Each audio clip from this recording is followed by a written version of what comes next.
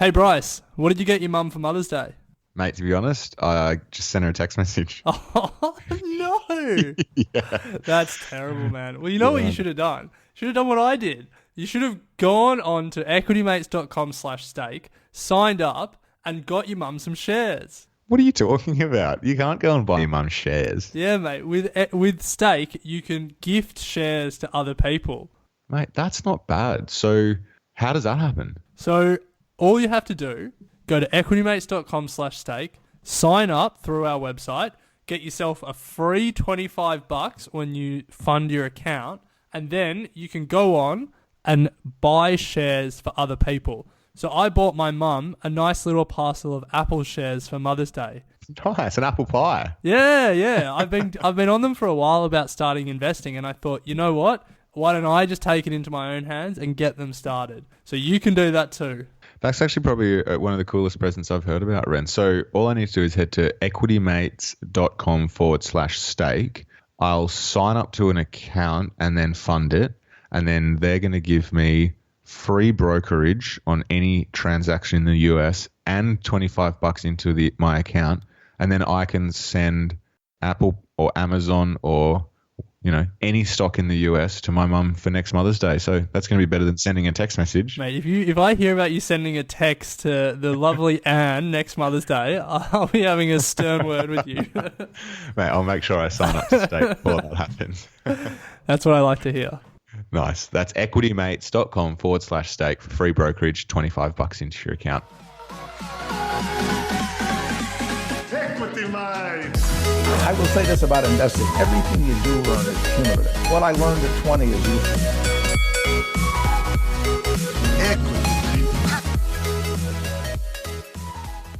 Welcome to another episode of Equity Mates, where we will help you learn to invest in 15 minutes or less. We break down the world of investing from beginning to dividend so that you can hopefully make some returns. My name's Bryce, and as always, I'm joined by my equity buddy, Ren. How are you going, bro?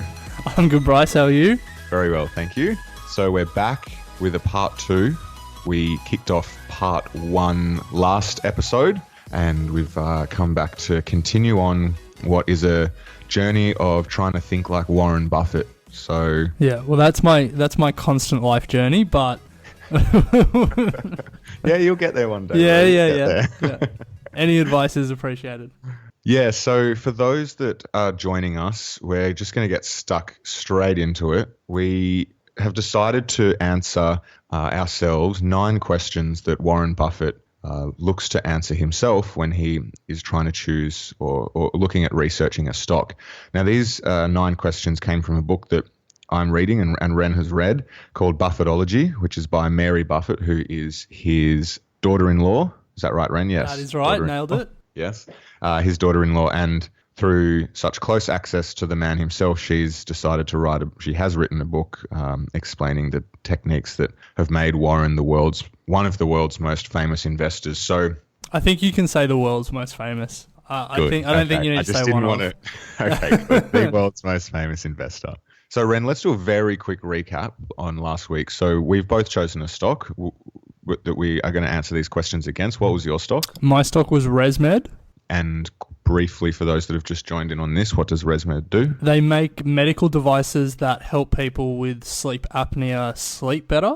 Okay, interesting. Good. And you said you had a caveat. Yeah, so I've got to come hat in hand today. I gave some figures that we'll go through in the questions, but my figures were the Australian ResMed listing. It's also listed in America. I was doing some more research for this episode, and I just figured it was dual listed. So when a company's dual listed, it reports the same information to both markets. It's actually not dual listed. What it is there's some weird corporate holding structure where ResMed in Australia is worth 1/10 of ResMed in America. So all of the numbers that I gave, multiply it by 10 and then adjust it for the US AUD exchange rate, and then that's the ResMed numbers. So proportionately and percentage wise, it's the same.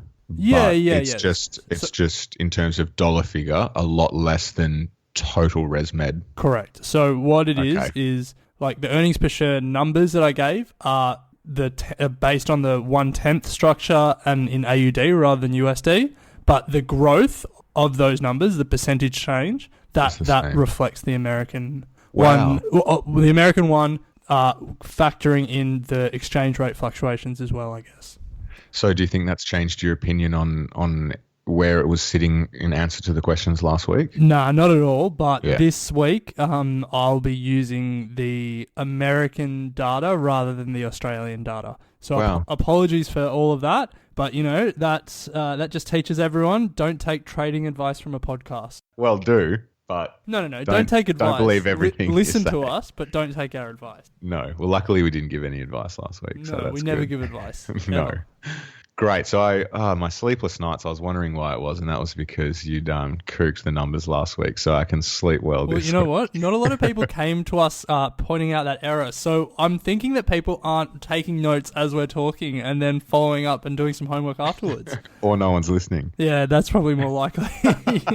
Well, that's good to know. And I guess, would that be the same for BHP, for example, because they list in London? Now, I haven't researched this one, but I think that's a legitimate dual listing.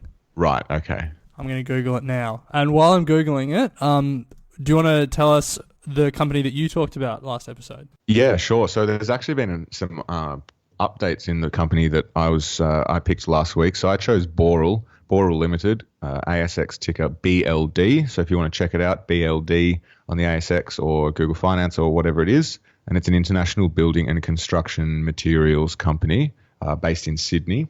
So it has businesses in cement and construction materials, plasterboard, bricks and roof tiling. And that spans across Asia, Australia and the US. So some pretty big markets, as I said last week. But interestingly, in the last week, it's come out that they are going to be selling their concrete and quarries business in the US, and they've owned that since 2004. They're going to be selling that off for about $45 million US. So they're actually going to be reducing the number of concrete and construction materials businesses that they're in, and I guess focusing more on what could potentially be more profitable businesses. So that was an interesting development. Yeah, very interesting. So, hold on. Before you move on, does that make you more inclined or less inclined to go for the stock? I think it makes me a little more inclined to go for the stock. I haven't really given too much time to researching the ins and outs of the decision for this, but if it means that they're going to put that $45 million to good use, which we'll talk about a bit later, and if it means they're able to focus their energies more specifically on areas that are going to give them more growth or are more profitable, then that's always a good thing. I'm sure they wouldn't be doing this for a rash decision. So, yeah, I would be more inclined. Fair enough. And just in case anyone was hanging on the edge of their seat, BHP is dual listed in the UK and Australia. Nice, Ren. That's some good Googling skills in the background. So if our favourite BHP shareholder out there, Harriet Alexander, is listening, she's got a dual listed company. Okay, so last week, Ren, very briefly, we looked at 4 questions that Warren asks himself. The first one, does the business have an identifiable consumer monopoly? The second was, are the earnings of the company strong and showing an upward trend? The third was, is the company conservatively financed? And the fourth was, does the business consistently earn high rate of return on shareholders' equity? Now, we're not going to go into all of those. If you want to hear the answers, we will point you towards the previous episode, but that's what we discussed last week. So, Ren, let's move on to part 2. Yep. And this is where Warren starts to look at what do businesses do with their earnings, and how do they distribute their earnings amongst shareholders? Do they retain their earnings, and what that means from his perspective? So question number 5 is, does the business get to retain its earnings? Yes. Now, what we mean by that is, does the money that the business make, so after it, the money it makes, less all the operating expenses and stuff like that, the earnings, the profit, does it get to keep that, or does that have to go to interest expenses and tax income, other stuff like that, writing down assets, all that? Yeah. So for Also, just before you jump into that for ResMed, I think it's important to point out here that one of Buffett's biggest loves in life, I guess, other than his family, is compounding. Maybe even more than his family. Yeah, probably even more than his family. He loves the concept of compounding, and this is where he really starts to get into the nitty-gritty of compounding, because if you retain your earnings and don't pay them out to your shareholders, particularly at a high percentage, then that earnings goes back into the business and you can compound on compound. And he says, Mary says in the book, we want to invest in businesses that can retain their earnings and haven't committed themselves to paying out a high percentage of their profits as dividends. This way, the shareholders can benefit from the full effects of compounding, which is the secret to getting really rich. So, Ren, does ResMed retain its earnings? So ResMed does retain some of its earnings. It does pay a dividend. And so using the F17 annual numbers, it made about $2 billion in revenue. From that, it had a gross profit of $1.2 billion, so that's pretty good. Then taking away, research and development costs, admin expenses, writing down assets, stuff like that, it had a bit under $500,000 left, and it kept most of that. So it paid out a bit in dividends, but it kept a fair chunk of the money that it made in F17. Okay, good. So you would give that a pass? Yeah, definitely. In the most recent quarter as well, Q3 2018, the business had $590 million in revenue and it kept about $150 million. So you'd be pretty happy as a ResMed CEO seeing that much money go back into the business. Yeah, absolutely. Well, that's good to know. So that's a pass for ResMed. So Boral pays a dividend of 27 cents. However, they do retain a fair bit of their earnings. They have been increasing the amount of retained earnings that they keep each year. Last year, in 2017, they had retained earnings after paying out $226 million in dividends. They had a retained earnings of $1.15 billion. So a fairly significant chunk from their profit. I actually don't have the profit in front of me, so forgive me for not having that on hand. But from memory, that's a reasonable amount of the profit that they kept. I think they made a profit of $1.5 billion, paid out $226 million, and kept the rest. So the interesting part, though, Ren, is last year they paid $150 million in dividends, and this year they paid $226 million. So it's quite a significant increase. Wow, that's pretty good. Just off topic really quickly, I saw on the balance sheet for Boral that goodwill is worth $2.2 billion to them. Wow. Is that... Yeah. Wow. I wonder how you calculate that. I know. Up from $213 million the year before. Okay. So people like them a little bit more. Yeah, but I mean, that kind of feeds into the first questions we were talking about in terms of consumer monopoly and stuff. Like maybe their brand is, as you were saying, much more powerful than I originally thought. Yeah, that's why when you sometimes work looking at like return on assets and stuff like that, value investors only look at net tangible assets because that strips out things like goodwill and stuff like that. Yeah, all that airy-fairy stuff. Yeah. We just care about bricks and mortar and land and, the good stuff. So for those that are new to investing, if you want to find out the dividends and retained earnings, that's all in the cash flow and the income statements that you can find easily online for any of the companies that you're interested in. So that information is all public and available. So question 6, Ren, how much does the business spend on maintaining current operations? Yep. So is this important, do you think? Yeah, so this is definitely important. And basically what this means is related to the last question, but, how much does it cost to run the business? If all of the money that you're making goes back into, plant and equipment and paying your team members, and there's nothing left over for shareholders at the end of the day, then that isn't a great recipe for, long periods of growth over time and compounding your business's growth. So looking at ResMed, last year they made that $2 billion in revenue, and the cost of those sales was about $800 million. So their gross profit was left at $1.2 billion. So the cost of their sales, the cost of running their business, the bulk of the cost of running their business was less than half of their revenue. So you'd be pretty happy with that. Yeah, you would be, absolutely. So just going off what you were saying there, Ren, I'll just read something from the book for everyone. So Warren wants a business that seldom requires replacement of plant and equipment and doesn't require ongoing expensive research and development. He wants a company that produces a product that never goes obsolete and is simple to produce and has little or no competition. For example, the only newspaper in town, a candy bar manufacturer, a chewing gum company, razor blade, etc.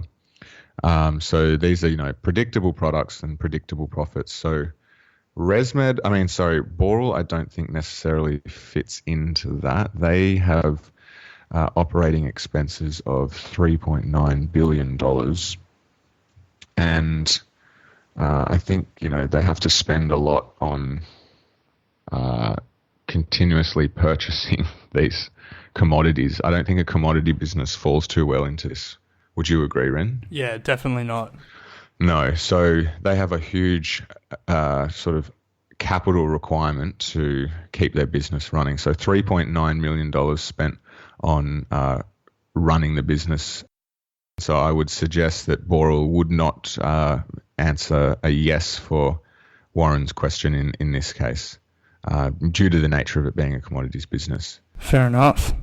Okay, Ren, so I know we've only done 2 questions here, but we had a bit of a chat at the start there, and we do say you can learn to invest in 15 minutes or less, and I'm sure we're approaching that time there. We've got 3 questions to go, so we're going to go away and research them and come back to you guys next episode, where we're going to wrap up the 9 questions that we're going through with Buffett, thinking like Buffett, and see who's come out with a better choice of company. Yeah, definitely. Can't wait. And if you haven't gone out and bought Buffettology yet, you should. And hopefully the next episode will convince you. Absolutely. You can find it on our website, equitymates.com. Hello, mates of Equity Mates. Or I guess that just makes you Equity Mates. Anyway, it's Bryce here. One of the most frequently asked questions we get is, where do we find information about all these stocks, and where's a good place to start?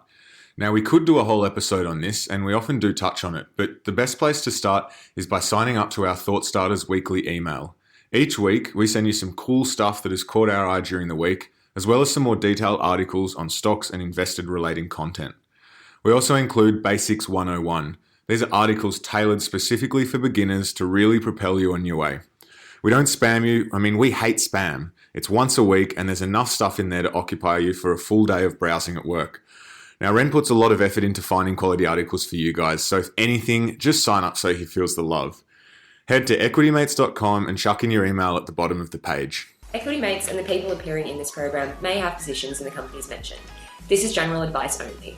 Please speak to a financial professional to understand how it may pertain to your individual situation.